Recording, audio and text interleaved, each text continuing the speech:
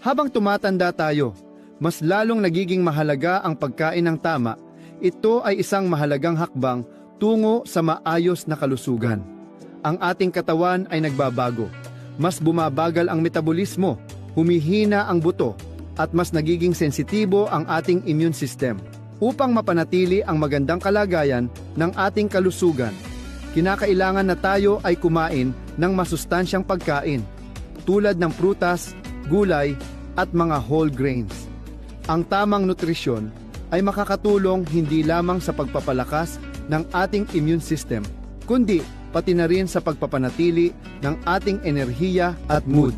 Sa paglipas ng panahon, ang mga pagbabago sa ating katawan ay nagiging mas kaakit-akit na dahilan upang maging mas mapanuri sa ating dieta at magkaroon ng aktibong pamumuhay.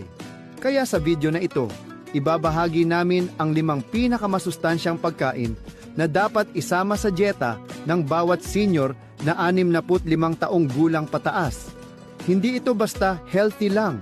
Ang mga pagkaing ito ay sinusuportahan ng siyensya at sadyang binubuo para palakasin ang katawan, isipan, at kalusugan ng mga matatanda. Ang mga ito ay hindi lamang nakapagbibigay ng sustansya, kundi nakatutulong din sa pag-iwas sa mga sakit at pagpapanatili ng tamang timbang. Sa ating paglalakbay sa mundo ng masusustansyang pagkain, tatalakayin natin ang mga espesyal na katangian ng bawat pagkain, pati na rin ang mga benepisyo nito sa ating pang-araw-araw na buhay at kalusugan. Bago tayo magsimula, pindutin ang subscribe para makatulong sa Gintong Kalusugan Channel. Simulan na natin at isa-isahin ang mga natatanging pagkain na magbibigay lakas at sustansya sa ating pagtanda. Una, malalalim na berde ang kulay na gulay, leafy greens. Halimbawa, malunggay, spinach, kale, pechay. Bakit ito mahalaga?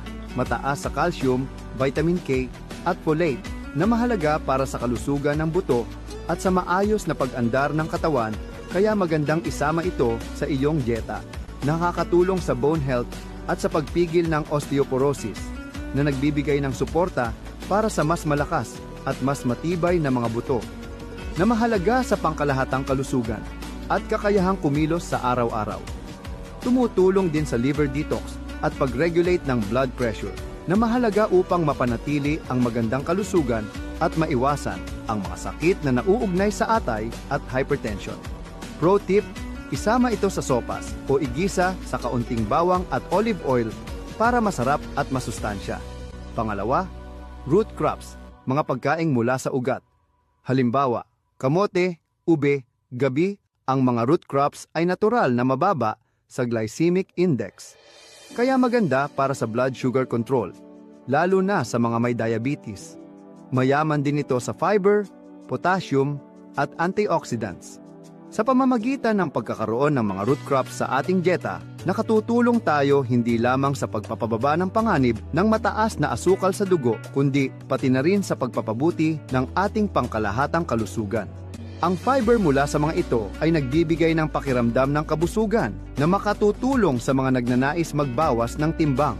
Ang potassium naman ay mahalaga sa pagpapanatili ng wastong function ng puso at sa pagbabalanse ng fluid sa ating katawan. Samantalang ang antioxidants ay tumutulong upang labanan ang mga free radicals na nagdudulot ng oxidative stress. Sa kabuuan, ang pagkakaroon ng root crops sa ating diet ay nag-aalok ng maraming benepisyo na higit pa sa simpleng nutrisyon. Payo, steam or i-bake ito imbes na iprito para iwas mantika. Pangatlo, fatty fish, isdang may healthy fats. Halimbawa, bangus, sardinas, tamban, salmon.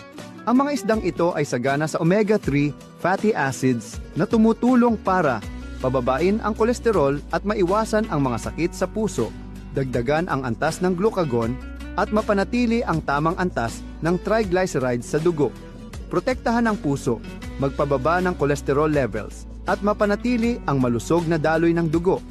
Iwasan ang stroke at iba pang sakit sa puso na maaaring magdulot ng matinding komplikasyon, habang pinapanatili ang kalusugan ng utak at nagbibigay suporta sa magandang mood at pangkalahatang kalusugan. Pabutin ang memorya at mental function. na nagreresulta sa mas mabuting kakayahan sa pag-aaral at pagpoproseso ng impormasyon sa araw-araw na buhay, gayon din sa pagpapahusay ng pangkalahatang kalusugan ng utak. Naitay, paalala, kung may high blood pressure, siguraduhing hindi maalat ang pagkakaluto.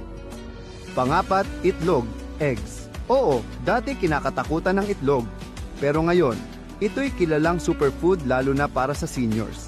Ito'y puno ng mga nutrients na mahalaga sa ating katawan tulad ng protina, vitamina D, and omega-3 fatty acids na nakatutulong sa pagpapalakas ng immune system at pagpapanatili ng malusog na buto. Ang mga itlog ay hindi lamang nakakapagbigay ng sustansya, nag-aalok din sila ng kabusugan at katatagan na mahalaga sa mga nakatatandang tao na nangangailangan ng balansing dieta upang mapanatili ang kanilang lakas at enerhiya sa araw-araw.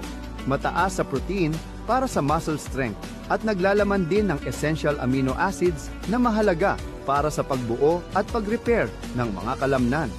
May vitamin D at B12 para sa utak at buto na mahalaga para sa pagtulong sa tamang pag-function ng ating immune system at sa pagsuporta sa malusog na paglaki ng mga cell. Mura, madaling lutuin, masarap pa, at perpekto para sa iba't ibang putahe tulad ng omelette, scrambled eggs, at kahit na sa mga baked goods.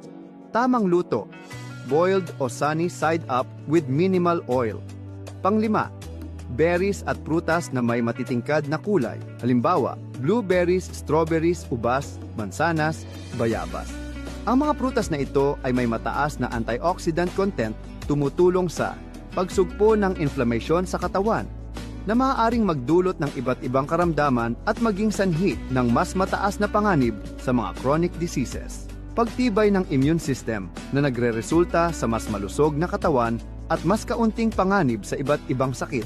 Ang mga prutas na ito ay may mataas na antioxidant content, tumutulong sa pagprotekta sa utak laban sa Alzheimer's o dementia, na isa sa mga pangunahing sanhi ng pagkasira ng cognitive function sa mga matatanda, at nagbibigay ng suporta sa pangkalahatang kalusugan ng isip at memorya. Tip: kung walang imported berries, ang bayabas at pakwan ay napakahusay na lokal na alternatibo. Bonus tips para mas mabusog ang bato at katawan: uminom ng sapat na tubig, 2 hanggang 3 litro araw-araw. Iwasan ang labis na processed food, kumain sa tamang oras at tamang dami. Umiwas sa labis na asin at matamis. Regular na maglakad o magbanat ng katawan kahit 20 hanggang 30 minuto kada araw. Bakit dapat mong pinapanood ito? Dahil ito ay gabay sa mas mahaba, mas masigla, at mas malayang pamumuhay. Sa edad 65 pataas, kailangan natin ng tamang kaalaman, tamang kilos, at tamang pagkain. Kung mahal mo ang iyong sarili o may mahal kang senior sa buhay mo, panoorin at ishare mo ang video na ito.